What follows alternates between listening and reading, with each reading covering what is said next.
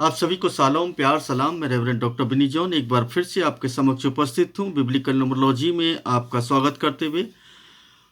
हमने पिछले दिनों ना बहुत सारे वीडियो में सीखा है कि न्यूमरोलॉजी क्या है, किस तरीके से काम करती है और किस तरीके से परमेश्वर का जो वचन है वो टोटली न्यूमरिकल है। बाइबल का अंक शास्त्र, बाइबल का अंक विज्ञान जो है ये बहुत ही गूढ़ है और इस रहस्य को हमें समझने के लिए थोड़ा सा प्रयत्न तो करना पड़ेगा। हम सोचें कि इसी तरीके से ऐसी समझ आ जाएगा, बिल्कुल भी नहीं आएगा। आपको परमेश्वर की कार्यशैली को समझने के लिए उसकी तमाम क्रियाओं को देखना होगा, परखना होगा, जांचना होगा और उसके बाद अपने आप को समर्पित करना होगा ताकि आप परमेश्वर के उस गूढ़ रहस्य को समझ सकें। मैं पिछले दिनों काफ़ी न्यूमेरिकल वीडियो बना चुका हूं और बहुत सारे जो रहस्य थे उनको उजागर परमेश्वर ने जो किया है उसको किया है। आज मैं उसी क्रम में थोड़ा सा आगे बढ़ रहा हूं क्योंकि क्रिसमस सीजन है तो इसलिए ज़्यादा मैं इस पे एक्सप्लेन नहीं करूंगा, लेकिन आपके लिए कुछ खोजने के लिए, कुछ सोचने के लिए ज़रूर छोड़ जाऊंगा ताकि आप लोग उस पर कुछ अध्ययन कर सकें और चिंतन मनन कर सकें। लेकिन मैं आज बात करूंगा नूह की, और नूह के समय आई गई बाढ़ के। उस समय क्या हुआ, कैसे हुआ और कैसे वहाँ पर एक न्यूमेरिकल वैल्यू आपको दिखाई देगी। और बहुत ही सिंपल सी बात है, आपने पढ़ा होगा, सुना होगा, लेकिन कभी उस पर दृष्टि नहीं की।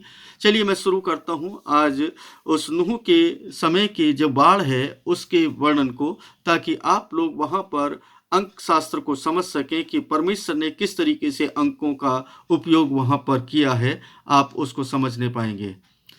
इससे पहले कि मैं आगे बढ़ूं, आप लोगों से गुजारिश है कि आप चैनल को सब्सक्राइब कर दें, लाइक कर दें, कमेंट कर दें और दूसरे लोगों को शेयर ज़रूर करें ताकि दूसरे लोग सीख सकें और दूसरों को सिखा सकें और परमेश्वर के और करीब आ सकें और परमेश्वर की महिमा वो लोग कर सकें।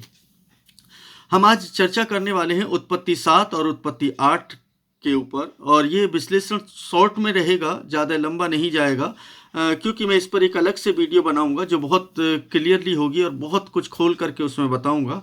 वहाँ पर ना कुछ रहस्य की बातें होंगी, आज भी कुछ रहस्य हैं जिनको आप समझेंगे और आपके लिए एक तरीके से होमवर्क होगा ताकि आप लोग उस पर अध्ययन कर सकें और आप लोग उसकी समय सीमा को और तमाम चीज़ों को जांच सकें, परख सकें।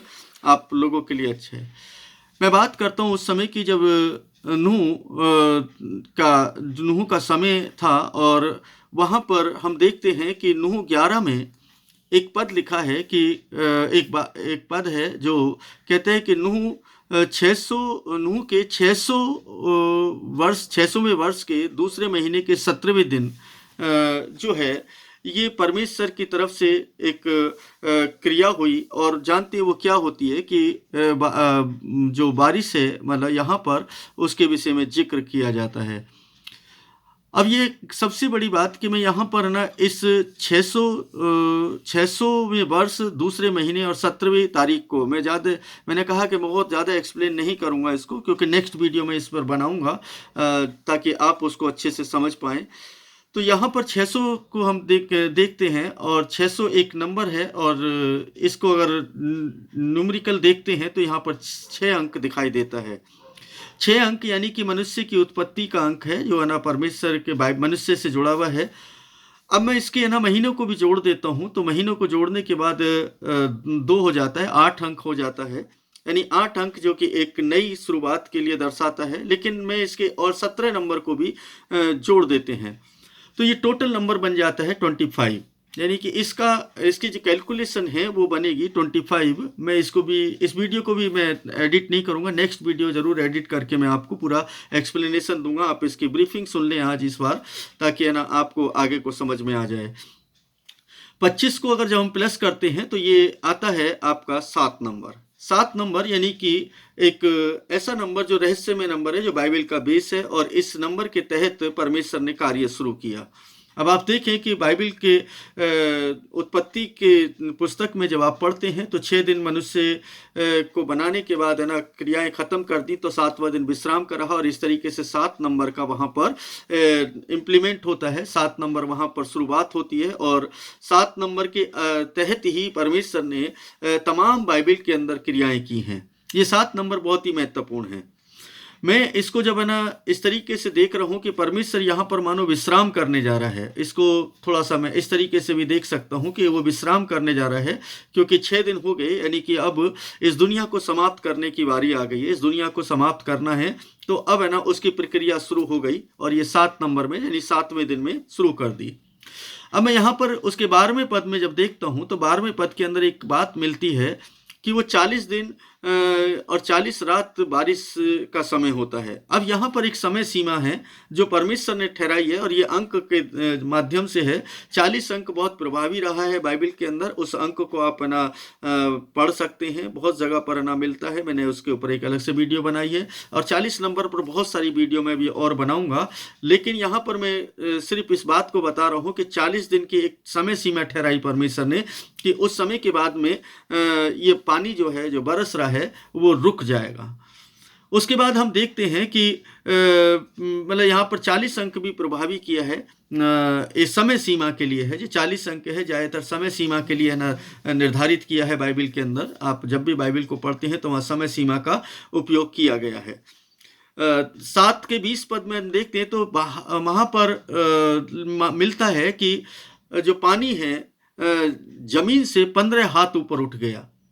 अब यहाँ पर आप देखें कि एक बार फिर से 15 हाथ यानी कि एक नंबर यहाँ पर दिखाई देता है, 15 नंबर। जब हम इसको प्लस करते हैं तो ये इसका नंबर भी 6 आता है। अर्थात ये जो नंबर है ये उस नूह की आयु से मैच करता है, यानी कि 6 नंबर, यानी मनुष्य की जो उत्पत्ति है वो 6 अंक के अंदर होती है। 6 अंक के बाद हम देख रहे हैं कि यहाँ पर जब 15 हाथ ऊपर उठता है तो 5 और 1 6 हो जाता है और 6 नंबर यहाँ पर इम्प्लीमेंट होता हुआ नजर आता है। इसके बाद हम चलते हैं उसके आगे। जब 7 के 24 पद में हम पढ़ते हैं तो बाइबल बताती है कि 7 के 24 में लिखा है कि जो जल है वो पृथ्वी के ऊपर 150 दिन तक प्रबल रहा, यानी 150 दिन तक वो प्रभावी रहा और 150 दिन तक वो उसका प्रभाव इस पृथ्वी पर देखा गया। वापस उसी दुनिया में है ना पहुंच गए जहां है ना कुछ भी नहीं था। अब देखें कि पहले भी जल था और अब भी जल है। अब पूरी पृथ्वी के ऊपर जल ही जल है, कुछ भी नहीं है, पानी के अलावा कुछ नजर नहीं आता है। आप देखें कि जब परमेश्वर ने इस सृष्टि की उत्पत्ति की तो है ना गहरे जल के ऊपर परमेश्वर का आत्मा मंडला रहा था और परमेश्वर का आत्मा मंडला रहा था, परमेश्वर वहाँ पर उपस्थित था। अब यहाँ पर देखते हैं कि 150 दिन के बाद जल पूरी तरीके से प्रबल रहा, यानी कि पूरी तरीके से ढक लिया पृथ्वी को। अब ना पृथ्वी है, केवल और केवल वहाँ पर पानी नजर आता है। तो यहाँ पर भी 6 अंक प्रभावी नजर आता है। अब आप देखें परमेश्वर की प्रक्रिया अब समाप्त हो गई छठे दिन। अब छठे दिन के बाद 7वां दिन जो है विश्राम का दिन है ना होता है। अब मानो कि वो परमेश्वर विश्राम कर रहा है और धीरे धीरे इस पानी को कम करने जा रहा है। अब हम उसके आगे देखते हैं कि 8वें बाप में एक पद है, जो चौथा पद है। मैंने बताया कि इसमें खाली मैं ब्रीफिंग कर रहा हूँ, इसकी एक्सप्लेनेशन मैं ना बाद में ना कैलकुलेटिव है ना दूंगा, लेकिन अभी आपको एक कुछ स्टडी करने के लिए मैं दे रहा हूँ ताकि आप लोग उसकी स्टडी करें, आप बाइबल को पढ़ें और जब मैं दूसरी वीडियो बनाऊंगा तो आपको है ना उसमें अधिक समझ में आएगा। हम देखते हैं यहाँ पर चौथे पद के अंदर 7वें महीने की 17 तारीख को जहाज पर्वत पर टिक गया, यानी रुक गया। अब आप देखें कि 7वें महीने की 17 तारीख को जो जहाज है वो किस पर टिक गया? पर्वत पर टिक गया। अब 7 को और 17 को अगर हम जोड़ दें तो ये ना ये जो संख्या है ये आपको दिखाई देगी कि यहाँ पर एक संख्या बनती है। 7 और 17 जब हम जोड़ेंगे तो इसकी संख्या जो है आपको दिखाई देगी 24, मतलब 24 हो गई। और 24 को हम देखते हैं तो फिर से ना यहाँ पर 6 नंबर आपको दिखाई देगा। मतलब 7वें महीने की 17 तारीख को बिल्कुल स्पष्ट वहां पर लिखा है, उसमें कोई भी है ना मैंने नहीं लिखा या किसी और दूसरे व्यक्ति ने नहीं लिखा है, बल्कि परमेश्वर के वचन में है ना ऐसा लिखा है, ऐसा पाया जाता है। 7वें महीने की 17वीं तारीख को क्या होता है कि जहाज पर्वत पर टिक जाता है और वो रुक जाता है। अब देखिए कि यहाँ पर 7 और 17 जो है वो 24 हो जाते हैं और 24 को जब हम प्लस करते हैं तो 2 और 4 6 हो जाता है। यहाँ फिर से एक बार 6 नंबर है ना दिखाई देता है, 6 अंक फिर से दिखाई देता है। अब सबसे महत्वपूर्ण बात जो है अब इसके बाद शुरू होने वाली है कि 8 के 5वें पद में 10वें महीने के पहले दिन चोटियां दिखने लगी। अब परमेश्वर की क्रिया जो है वो मैंने कहा कि 10 अंक जो है एक नई क्रिया को शुरू करने के लिए परमेश्वर ने इस्तेमाल किया है बाइबल के अंदर। जैसे आदम से लेकर के नूह तक 10वीं पीढ़ी है। अब यहाँ पर देखिए कि 10वें महीने के पहले दिन क्या होता है कि चोटियां हैं दिखने लगी हैं 10वें महीने के पहले दिन से ही। अब ये 10 अंक यहाँ पर प्रभावी हो रहा है। और साथ में मैं क्योंकि कैलकुलेटिव हूँ तो ना यहाँ पर एक अंक को भी मैं जोड़ दूँ तो 11 है, तो यानी कि डिवाइडेशन हो गया। मैंने 2 अंक बताया था कि वो डिवाइडेशन का है, विभाजन का है। अब पानी जो है उससे पर्वतों से अलग हो रहा है और पर्वत की चोटियाँ दिखाई देने लगी हैं। लेकिन 10 अंक यहाँ पर ज़्यादा प्रभावी है ना, मैं कहूँगा, क्योंकि यहाँ पर हम देखें कि 10वीं पीढ़ी है जो नूह है आदम से, और एक नई शुरुआत वो करने जा रहा है। जैसे नूह के बाद अब्राहम के बाद 10वीं पीढ़ी है और 10वीं पीढ़ी के बाद उसने एक नई शुरुआत की है। इसके बाद हम आगे चलते हैं और एक पद और देख लेते हैं। ये 13वां पद है और 13वें पद में 601 वर्ष के पहले महीने के पहले दिन, 601 वर्ष के पहले महीने के पहले दिन जो है क्या होता है, पानी जो है सूख जाता है। इस पृथ्वी पर से पानी सूख गया। अब यहाँ पर एक कैलकुलेशन है ना आपको दिखाई देगी। अगर मैं 601 वर्ष को देखता हूँ तो ये 7 नंबर बन जाते हैं, यानी कि परमेश्वर का जो वो है सबत है, सबत जो है वो समाप्त हो रहा है। अब है ना उसके बाद अगर मैं इसको पूरी कैलकुलेशन कर दूं, 601 + 1 को है ना कैलकुलेट कर दूं तो इसको है ना मालूम चलता है यहाँ पर 9 अंक आ गया। और ये 9 अंक जो है मैंने कहा अंतिमता का अंक है, यानी कि न्याय का अंक है। अब है ना परमेश्वर ने सृष्टि का न्याय कर दिया। जो कुछ करना था, जो मानव जाति ने कुछ किया, उसके बाद उसका न्याय किया और अब यहाँ से एक नई दुनिया की शुरुआत वो करने जा रहा था, क्योंकि वो नई दुनिया यहाँ से शुरू हो रही है। अब आप देखिए कि इसमें एक विचित्र सी बात यह है कि हर जगह पर आपको एक नंबर है ना इम्प्लीमेंट होता हुआ नजर आ रहा है।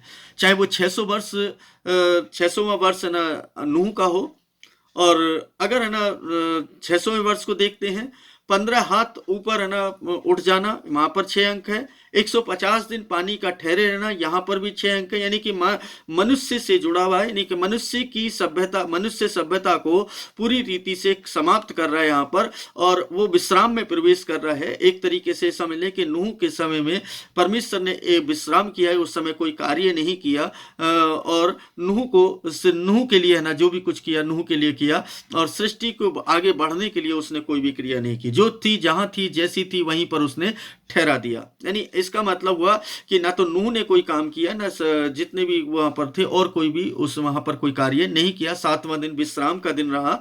तो इस तरीके से हम इसको देख सकते हैं। 7 अंक जब प्रभावी हो रहा है तो वो है ना उसके लिए दिखाई देता है 6 दिन के बाद 7वां दिन विश्राम का।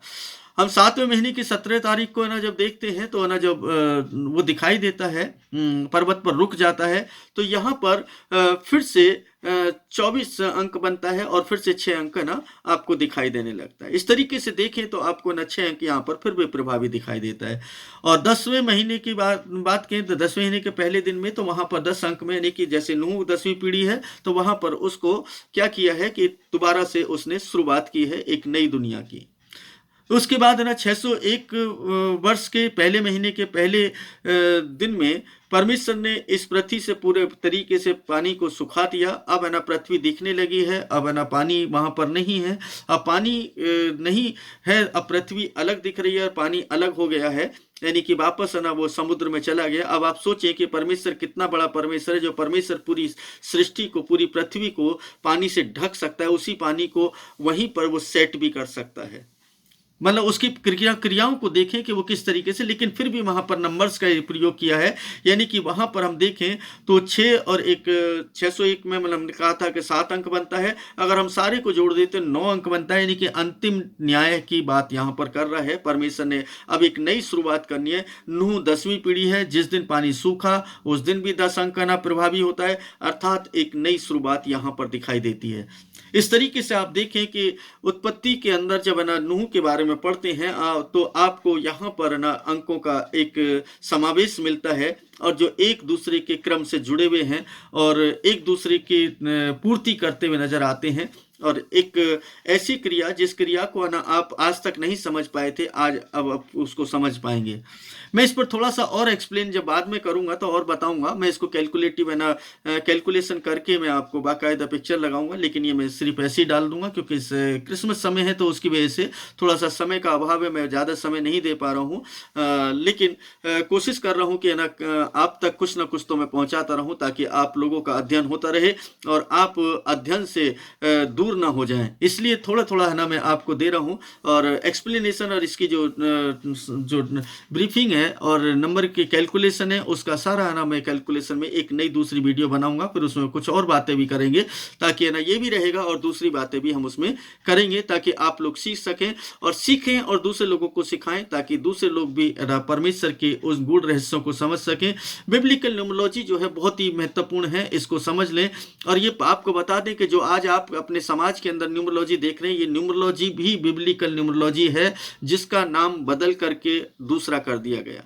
ये आई कहाँ से, ये इसका आना जानना जरूरी है। मैं आने वाली ना वीडियोस में ये भी बताऊंगा कि ये न्यूमरोलॉजी कैसे शुरू हुई, कहाँ से शुरू हुई और किसने शुरू की और कौन कौन से मेथड हैं, उस मेथड के बारे में भी ना आपको अलग अलग एक वीडियो बनाऊंगा ताकि आप लोग जान सकें। और जो आज आप हमारे भारतवर्ष में जो न्यूमरोलॉजी देख रहे हैं ये कौन से किससे आई, कैसे आई, क्योंकि ये जो न्यूमरोलॉजी है ये मनुष्य और प्रेम के द्वारा भारत तक पहुंची है।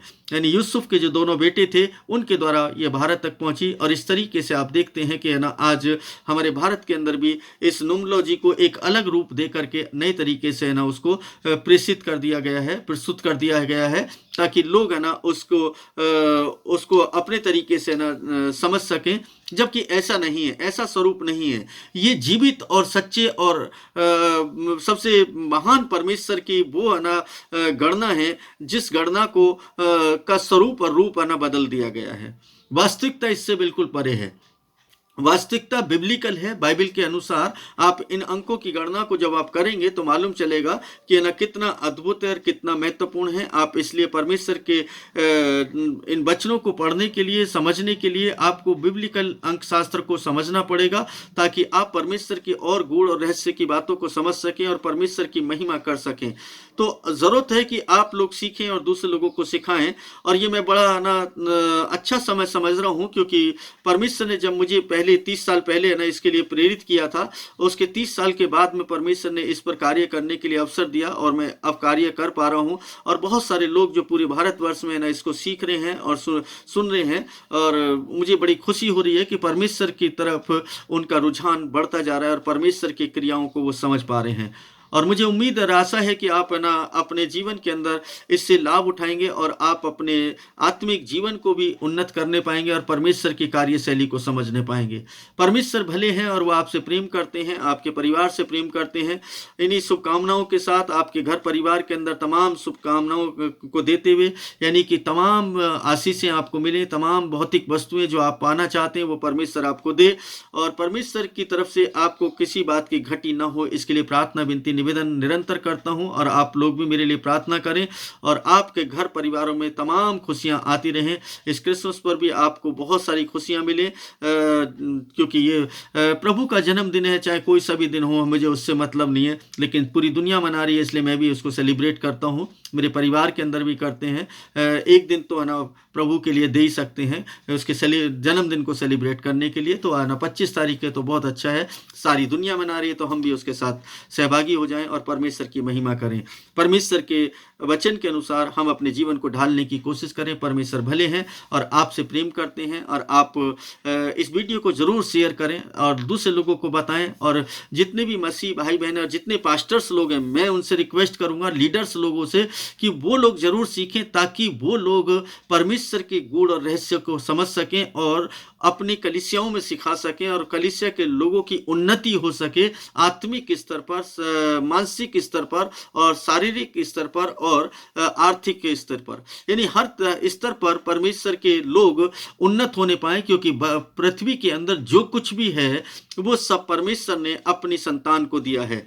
अगर वो हमारे पास नहीं है तो उसकी वजह है कुछ ना कुछ। तो इसलिए परमेश्वर को जान लेना बहुत जरूरी है। इसलिए परमेश्वर को जाने और फिर उसके बाद हम अपने आप को जान लेंगे। सो इन्हीं शुभकामनाओं के साथ, प्रार्थनाओं के साथ आप सभी को प्यार, सलाम, शालोम।